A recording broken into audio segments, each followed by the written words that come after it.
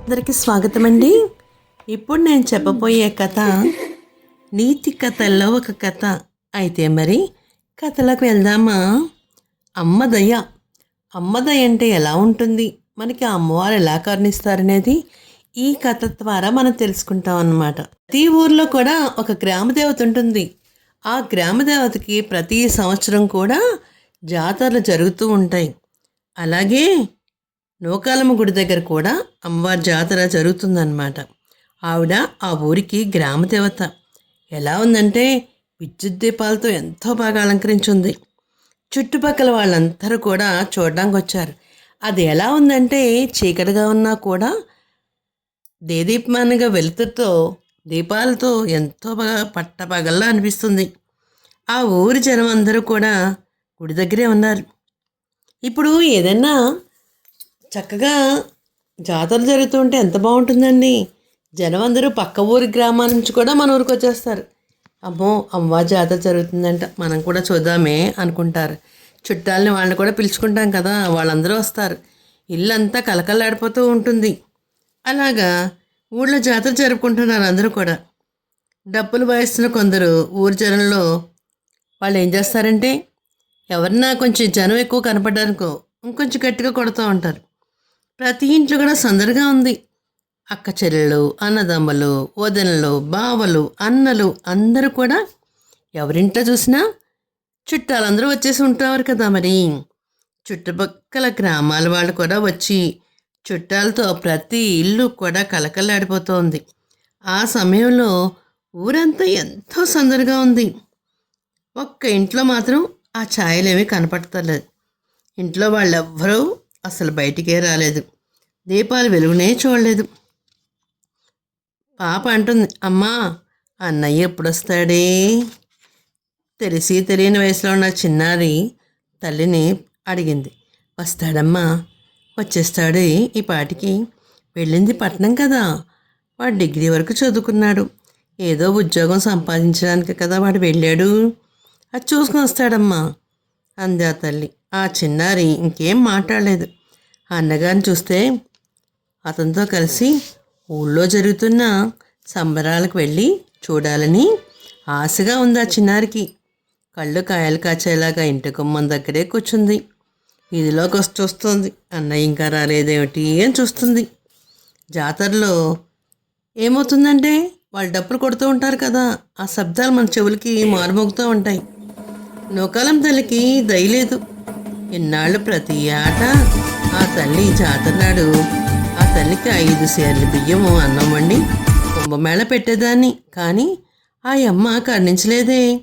నా బిడ్డ degree pass అయినాడు, ఏదో చిన్న ఉద్యోగం దొరికితే బాగుండేది కదా, దొరకలేదు అంటూ కళ్ళంట నీళ్ళు పెట్టుకుంది ఆ తల్లి. చిన్నారి మరి ఇంకేం అనలేదు, కాముగా ఊరుకుంది. పాపం ఏమంటుంది చిన్నపిల్ల. ఆ రాత్రి ఒంటరిగా గట్టు మీద నుంచి నడుచుకుంటూ వస్తున్నాడు 25 సంవత్సరాల సూర్యం. పాపం ముందు రోజే పక్క ఊరికి వెళ్ళాడు. వెళ్ళి చాలా చోట్ల ప్రయత్నించాడు. ఎక్కడా కూడా ఉద్యోగం దొరకలేదు పాపం.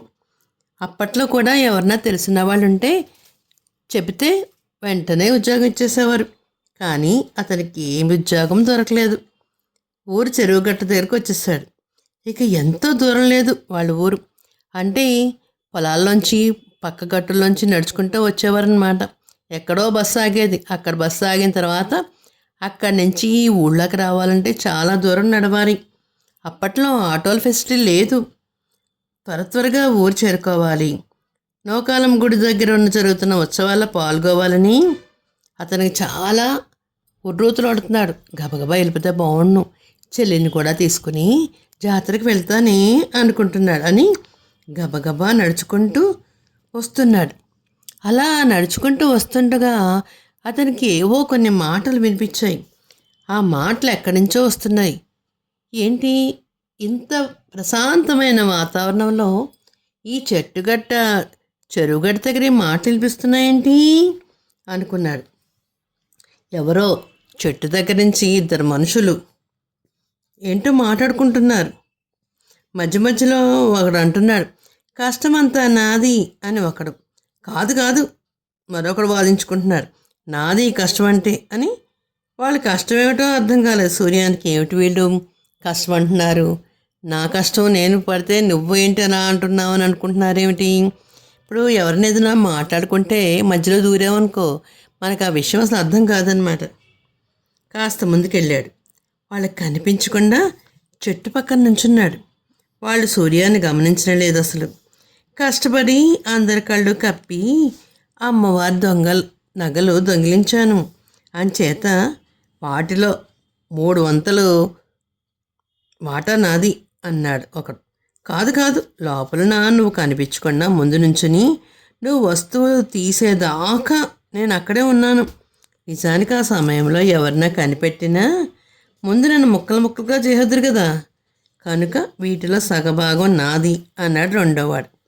వాళ్ళిద్దరూ దొంగలు, వాళ్ళు మంచివాళ్ళు కాదనమాట. అమ్మవారి జాతరలో జనం కళ్ళు కప్పేసేసి దొంగిలించారు. మళ్ళీ ఆ సొమ్ముని వాళ్ళేమో ఎలా పంచుకోవాలని గొడవ పడుతున్నారు అని విషయం తెలిసింది సూర్యానికి. వీళ్ళని ఎలాగైనా బుట్టలో పెట్టి బాల్తా కొట్టించి అమ్మవారి నగలు పట్టుకుపోకుండా కాపాడాలి అనుకున్నాడు సూర్యం. అమ్మవారి నగలు పట్టుకెళ్తే ఆ అమ్మవారు ఏమైనా ఊరుకుంటుందా ఏంటి? వాడు తగిన శిక్ష వేయదు మరి. అతని ఒక ఆలోచన ఇచ్చింది. ఆ క్షణంలోనే ధైర్యం తెచ్చుకుని వాళ్ళ ముందుకొచ్చి నుంచున్నాడు. సూర్యానికి చూసి దొంగలు ముందు కంగారు పడినా తర్వాత ధైర్యంగా నుంచున్నారు. మీకు ఈ నగలు కావాలంటే నాకు చిన్న పరీక్ష పెడతాను. అందులో మీరు ఏమన్నా గెలిస్తే 3 వంతుల వాటాలో 1 వంతు నాకు వాటా ఇవ్వండి అని అన్నాడు. అసలు నువ్వెవడోరా, మా బంగారం మా ఇష్టం అన్నారు వాళ్ళిద్దరూ. అని నవ్వేశాడు సూర్యం. నిజమే, దొంగిలించిన నగలు కదా మీ బంగారం అంటున్నారు. ఇదేమన్నా మీరు సొంతంగా కష్టపడి బంగారమా? కాదు కదా, అమ్మవారి నగలు దొబ్బుకొచ్చారు. పైగా మీద మా కష్టం అంటున్నారా? నేను గట్టిగా ఒక కేక పెట్టి అరిచాను. ఊళ్ళో ఉన్న జనం అంతా పరిగెట్టుకుంటూ వస్తారు. ఇంకా చుట్టుపక్కల పొలాల్లో కూడా ఉండిపోయిన రైతులు పరిగెత్తుకొచ్చి మీ తోళ్ళు తీసేసి చెప్పులు కుట్టేస్తారు, జాగ్రత్త అని చేత నేను చెప్పినట్టు చేయండి, మీతో నాకేవాటా వద్దు అని ధైర్యంగా వాళ్ళ దగ్గరకు వచ్చి అక్కడే ఉన్న నగల మూటను తీసుకుని విసురుగా ఆ పక్కనున్న చెరువులోకి విసిరేశాడు సూర్యం. ఆ దొంగలిద్దరూ అయ్యయ్యో ఏమిటి వీడు ఇలా నగలను విసిరేశాడని చెప్పేసి వాళ్ళు కూడా వెంటనే చెరువులోకి దూకేశారు.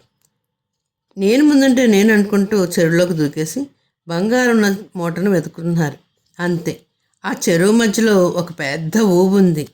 ఎప్పుడైతే వాళ్ళు ఊబి దగ్గరకు వచ్చారో అప్పుడే ఆ ఊబిలో చిక్కుకుపోయారు.